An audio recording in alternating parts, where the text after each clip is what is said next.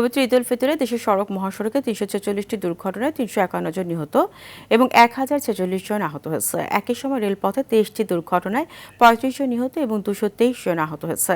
সকালে যাত্রী কল্যাণ সমিতি আয়োজিত সংবাদ সম্মেলনে এই তথ্য জানানো হয়। এবারের ঈদ যাত্রায় নৌপথে ৮টি দুর্ঘটনায় ৮ জন নিহত, ১৯ জন আহত এবং ৩০৩ জন নিখোঁজ রয়েছে বলেও জানায় যাত্রী কল্যাণ সমিতির মহাসচিব মোজাম্মেল হক চৌধুরী। সড়ক, রেল ও নৌপথে মোট ৩৭৭টি দুর্ঘটনায় ৩৯৪ জন নিহত ও ১,২৮৮ জন আহত হয়েছে বলে জানায় যাত্রী কল্যাণ সমিতি।